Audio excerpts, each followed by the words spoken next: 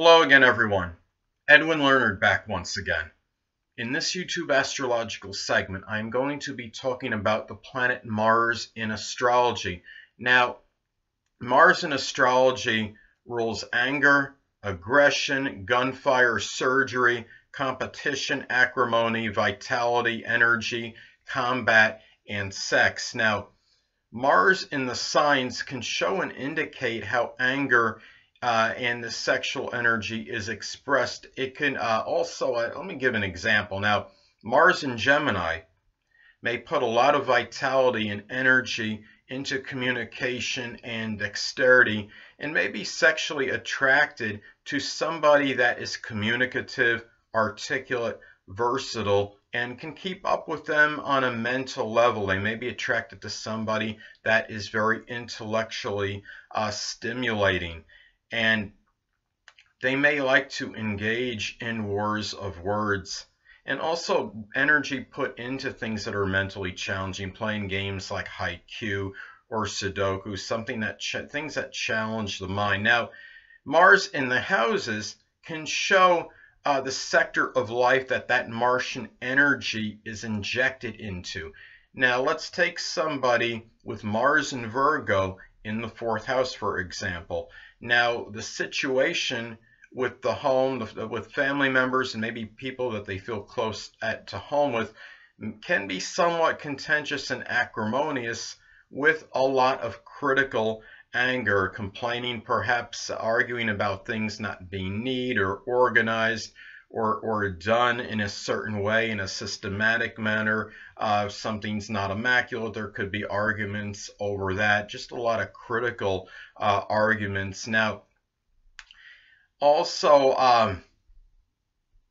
what I want to talk about as far as Mars goes. Now, generally speaking, I'm talking about if Mars has predominantly good aspects in a natal chart, it could indicate energy and vitality being directed in a very positive and constructive manner, such as sports, for example, and getting things accomplished that are very productive as opposed to destructive. Now, the thing about it is, too, if you have Mars in making predominantly good aspects, it could also indicate the ability to take action without an overabundance of interference and obstructions or resistance. It even can show, I think, Mars, if it has a lot of good aspects, could sometimes indicate athletic prowess. So anyway, however, if Mars makes a plethora of adverse aspects, one may be inclined to encounter more roadblocks and delays in getting things accomplished, and also difficulty taking action and initiative. Now, specific aspects to Mars in a natal chart are important as well, because it could show the blending of the energy with Mars and the other planet, or even other astrological points such as the ascendant or midheaven.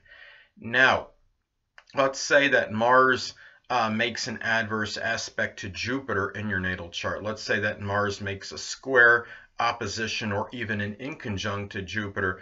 This could show a lot of vacillation and distortion of energy. It could indicate somebody that might their actions might have a lot of exuberance and enthusiasm in 1 minute, and then the next minute not as much, and not doing things. It could be the next minute the person's doing things with really not exactly an abundance of enthusiasm and trying to, and really, and somebody that really might not have the incentive to be even doing what it is they're doing, not even have that life in them, so to speak, to be doing it. So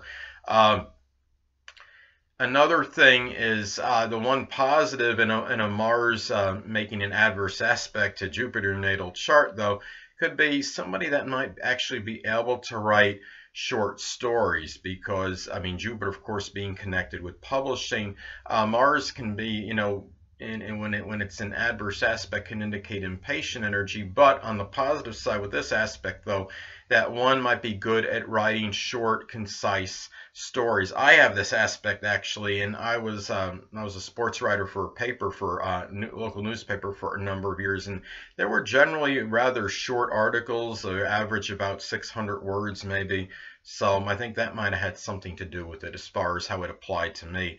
Now, another thing is, let's say another example. Let's say if you have Uranus making an adverse aspect to Mars in your natal chart, this could show a lot of sporadic and erratic energy.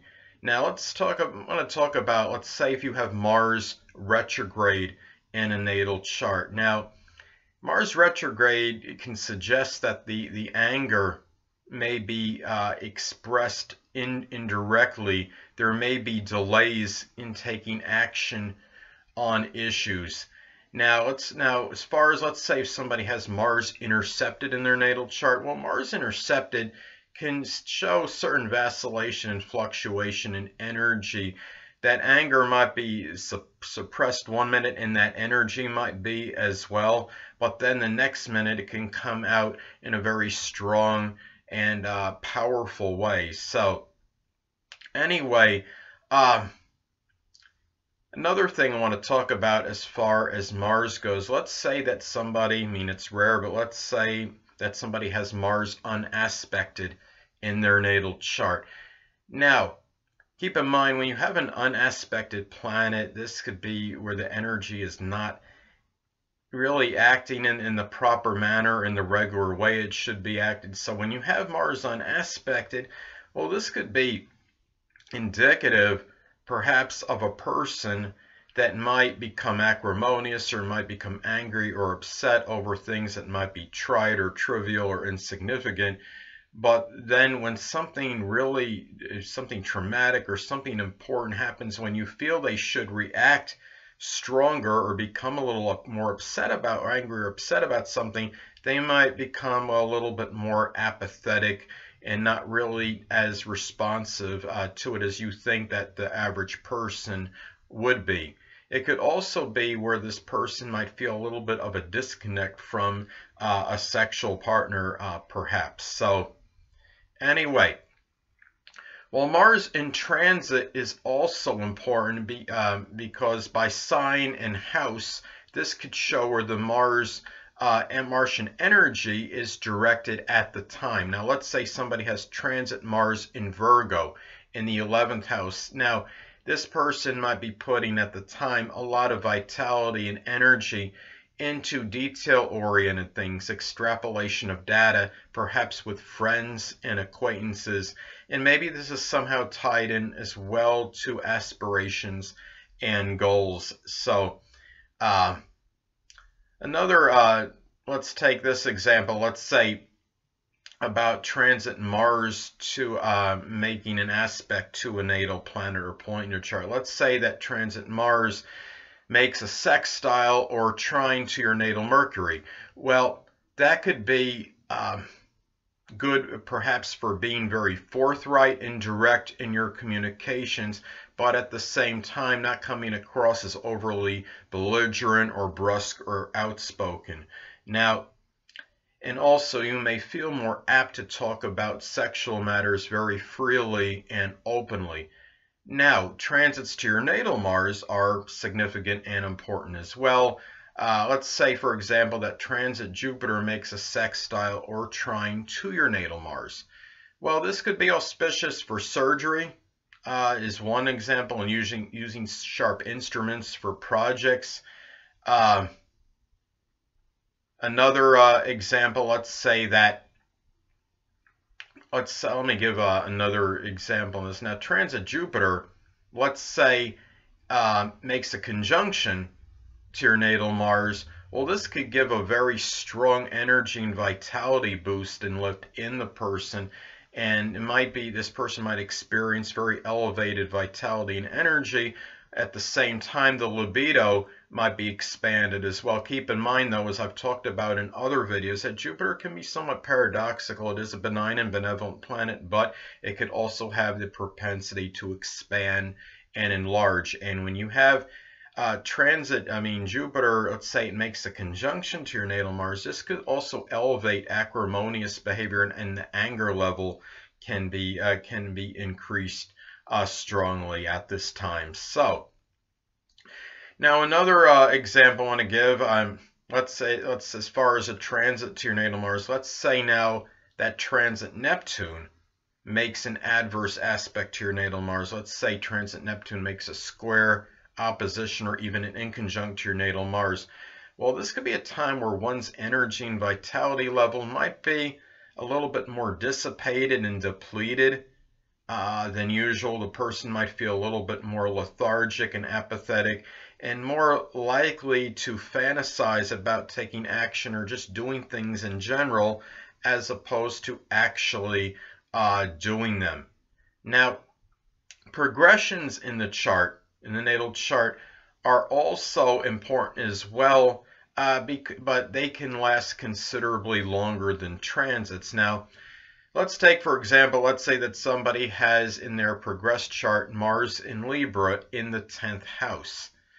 Well, this could be a person at the time that might be putting a lot of energy and vitality into their career, their reputation, public image, social status, and their stature in life. They may be doing so in a Libra-like type way or profession, such as law, something connected with beauty. Perhaps the arts could be acting, it could even be drawing, painting, sculpting. And the thing about it too is also with this progression, Mars and Libra in the 10th house as an example, this could indicate perhaps during a prolonged period where one has some contentious experiences, perhaps with the dominant parent, with authority figures, superiors, and this could be also, I mean, the thing about it being in Libra, though, keep in mind that there could be a lot more passive and aggressive type energy where these battles might not be openly or outwardly combative, so to speak, but being in Libra, being more passive aggressive, it could be more about really where the disagreements and disputes are more quiet, they're more subtle, such as not being compliant with somebody's requests, or changing the subject, or not answering somebody. So, I mean, things basically of that nature. But anyway, people, that'll conclude this YouTube astrological segment for Mars in astrology. Stay tuned next time where I'll be talking about Jupiter in astrology. Two things I want to get with you on before I head out. Firstly, the stars may impel but do not compel. And secondly, never isolate any single astrological element, aspect, planetary placement, position, configuration, influence, or what have you, and make an analysis of a person, astrologically speaking, based on this alone. Because astrologically speaking, the person is the sum of all their components in their natal chart and not just one. Until next time, people, stay well.